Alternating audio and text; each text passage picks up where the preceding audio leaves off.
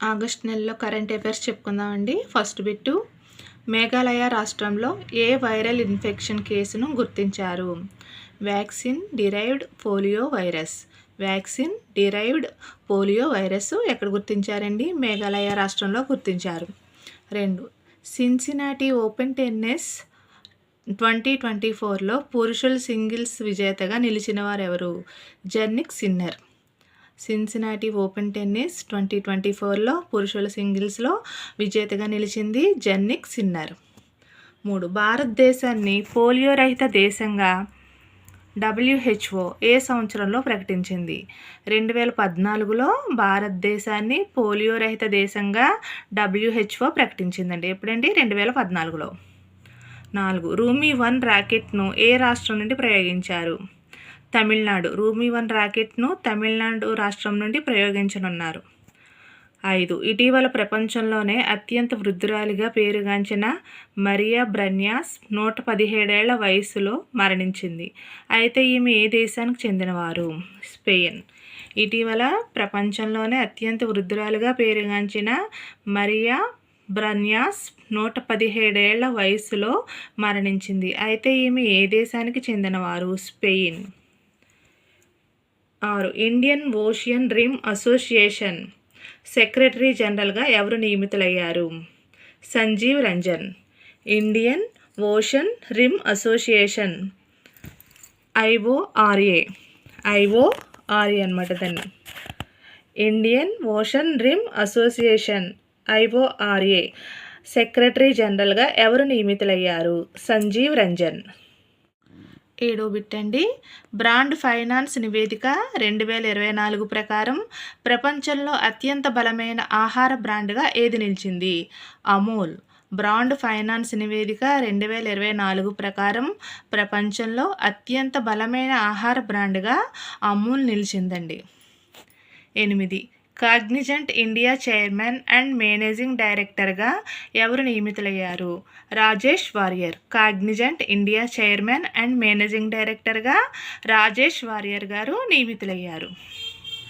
9, గుంటూరుకు చెందిన జస్టిస్ వెంకట జ్యోతిర్మయి ఏ రాష్ట్ర హైకోర్టుకు శాశ్వత న్యాయమూర్తిగా నియమితులైనారు? ఆంధ్రప్రదేశ్. గుంటూరుకు చెందిన జస్టిస్ వెంకట జ్యోతిర్మయి ఆంధ్రప్రదేశ్ రాష్ట్ర హైకోర్టుకి శాశ్వత న్యాయమూర్తిగా నియమితులయ్యారు. ఆంధ్రప్రదేశ్ రాష్ట్ర హైకోర్టుకి శాశ్వత న్యాయమూర్తిగా జస్టిస్ వెంకట జ్యోతిర్మయి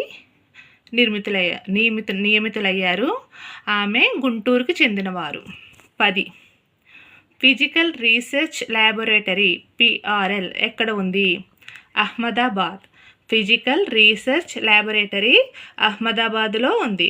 11, ఏ రసాయన మూలకాన్ని చంద్రయాన్ 3లో గుర్తించింది? ఏ రసాయన మూలకాన్ని చంద్రయాన్ 3 గుర్తించింది? మెగ్నీషియం. మెగ్నీషియం మూలకాన్ని చంద్రయాన్ 3 గుర్తించింది. 12, Essentia life sciences company Yadagiri Pentri ఏ దేశంలో ప్రారంభించారు? అమెరికా. ఎసెన్షియా లైఫ్ సైన్సెస్ కంపెనీని యాదగిరి పెంట్రి అమెరికా దేశంలో ప్రారంభించారు.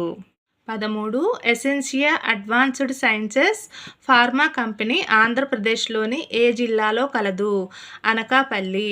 Essentia advanced sciences pharma company ఆంధ్రప్రదేశ్లోని అనకాపల్లి జిల్లాలో కలదు. 14, మలేషియా దేశానికి ప్రధానమంత్రిగా ఎవరు నియమితులైనారు? అన్వర్ ఇబ్రహీం. మలేషియా దేశానికి ప్రధానమంత్రిగా అన్వర్ ఇబ్రహీం నియమితులైనారు. 15, జగనన్న స్మార్ట్ టౌన్షిప్ పేరును ఏ విధంగా మార్చారు? ఎన్టీఆర్ స్మార్ట్ టౌన్షిప్గా మార్చారు. జగనన్న స్మార్ట్ టౌన్షిప్ పేరును ఎన్టీఆర్ స్మార్ట్ టౌన్షిప్గా మార్చారన్నమాట. 16, అణుక్షిపణులను ప్రయోగించే సామర్థ్యం గల 250 సంచార లాంచర్లను తమ సైనిక దళాల్లో ఏ దేశం ప్రవేశపెట్టింది? ఉత్తర కొరియా అణుక్షిపణులను ప్రయోగించే సామర్థ్యం కల 250 సంచార లాంఛర్లను తమ సైనిక దళాల్లో ఏ దేశం ప్రవేశపెట్టిందండి? ఉత్తర కొరియా ప్రవేశపెట్టింది. 17 కొత్త క్రిమినల్ చట్టాల అమలు కోసం ఆగస్టు 4, 2024న కేంద్ర హోంమంత్రి అమిత్ షా 4 యాప్లను ఏ రాష్ట్రంలో ప్రారంభించారు? చండీగఢ్. కొత్త క్రిమినల్ చట్టాల అమలు కోసం ఆగస్టు 4, 2024న కేంద్ర హోంమంత్రి అమిత్ షా 4 యాప్లను చండీగఢ్ రాష్ట్రంలో ప్రారంభించారు. 18 2024లో ముఖ్యమంత్రి మయా సమ్మాన్ యోజన పథకాన్ని ఏ రాష్ట్ర ప్రభుత్వం ప్రారంభించింది? జార్ఖండ్. 2024లో ముఖ్యమంత్రి మయా సమ్మాన్ యోజన పథకాన్ని జార్ఖండ్ ప్రభుత్వం ప్రారంభించింది. 19 హేమంత్ సోరెన్ ఏ రాష్ట్ర ముఖ్యమంత్రి? జార్ఖండ్. జార్ఖండ్ ముఖ్యమంత్రి ఎవరండి? జార్ఖండ్ రాష్ట్ర ముఖ్యమంత్రి హేమంత్ సోరెన్. హేమంత్ సోరెన్ జార్ఖండ్ రాష్ట్ర ముఖ్యమంత్రి. 20 ఉత్తర కొరియా రాజధాని ఏది?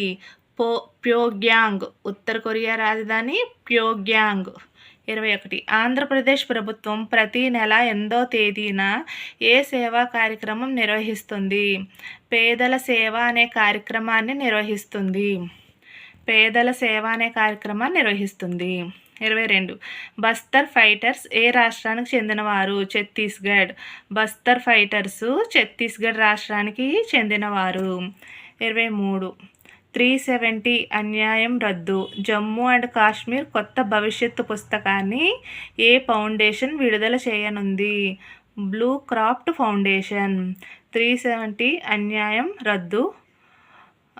జమ్మూ అండ్ కాశ్మీర్ కొత్త భవిష్యత్తు పుస్తకాన్ని బ్లూ క్రాఫ్ట్ ఫౌండేషన్ విడుదల చేయనుంది. 24 ఫార్చ్యూన్ మ్యాగజైన్ విడుదల చేసిన గ్లోబల్ 500 కంపెనీల జాబితా 2024లో మొదటి స్థానంలో నిలిచినది వాల్మార్ట్. ఫార్చ్యూన్ మ్యాగజైన్ విడుదల చేసిన గ్లోబల్ 500 కంపెనీల జాబితా 2024లో మొదటి స్థానంలో నిలిచింది వాల్మార్ట్. 25 తెలంగాణ నైపుణ్య విశ్వవిద్యాలయ చైర్మన్గా ఎవరు ఎంపికయ్యారు? ఆనంద్ మహీంద్ర. తెలంగాణ నైపుణ్య విశ్వవిద్యాలయ చైర్మన్గా ఆనంద్ మహీంద్ర ఎంపిక అయ్యారు. 26 బిట్ అండి. న్యూరాలింక్ సీఈఓగా ఎవరు ఉన్నారు? Elon Musk. న్యూరాలింక్ సీఈఓగా ఎలాన్ మస్క్ ఉన్నారు. Neuralink CEO Elon Musk.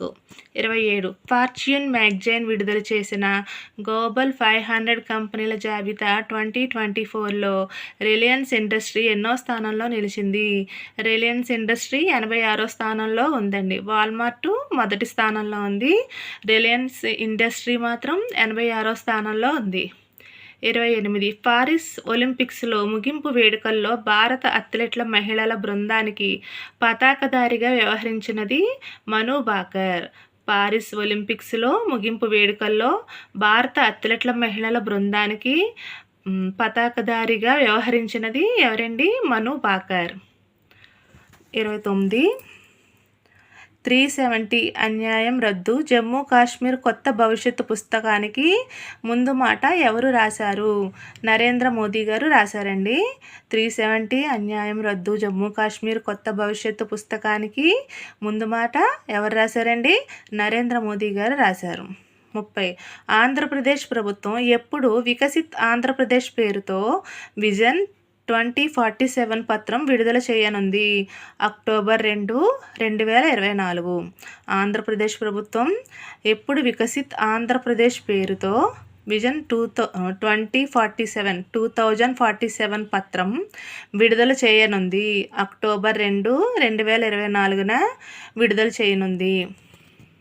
మీకు ఈ వీడియో కనుక నచ్చితే లైక్ చేయండి, షేర్ చేయండి, సబ్స్క్రైబ్ చేయండి.